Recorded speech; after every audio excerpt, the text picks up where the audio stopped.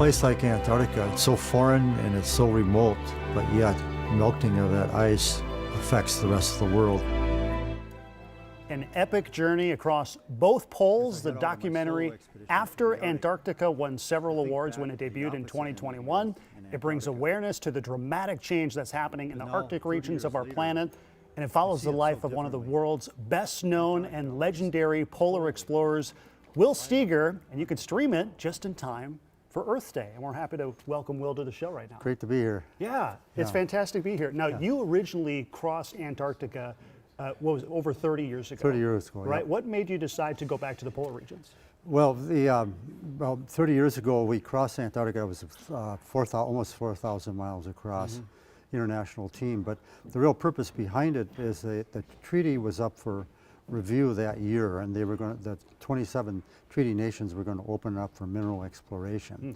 So we wanted to draw world attention to that, and then we were able to meet with world leaders afterwards, and we reversed that. So that was really the protection of Antarctica, but we had one of the greatest journeys of all times to go along with that. I can imagine. And you crossed Antarctica by dog sled, right? By dog team. And like a year later, they said no more dogs. So you will be the only expedition to ever do that feat, right? Yeah, the last dog sled traverse. That's wild. So then fast forward, you went to the other side of the globe, to the Arctic. Tell me about that trip. Yeah, well, I crossed the Arctic Ocean in '95 after that expedition to draw world attention to that environment, a sensitive environment. So, and I've traveled solos there now in the Arctic regions for the last 10 years now.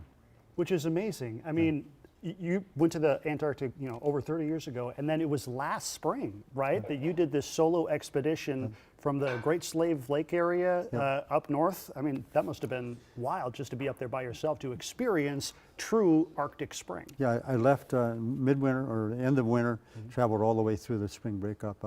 It was actually about 700 miles I was hauling. Sled at first, and then raft and sled again when I hit the lakes, and but it was unsupported and very, very tough, very hard journey. And you probably started off where things are still frozen, right? Tell me about the transition from Arctic winter into Arctic spring. You know, the transition is I'm traveling on the rivers when they break up, so I'm in when they're solid, and then that spring breakup time, it can be a short period or 2 or 3 weeks, but the rivers are then I'm on the river when the ice is on it. So it's probably the most dangerous time I can imagine you could ever travel up there. But it's really great for me because it really tests my knowledge and my intuitive, everything.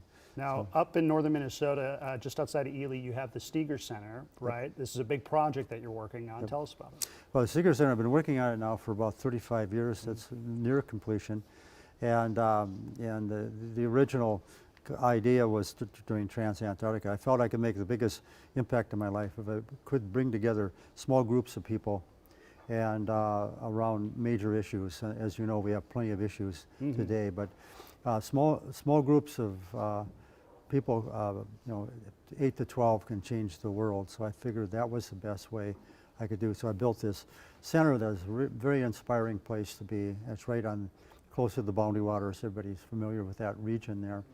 And well, just the solarium just itself looks amazing. Yeah, it's also environmental. I mean, that's solarium when it's below zero, maybe 30 below, it's still really warm in there. It melts butter.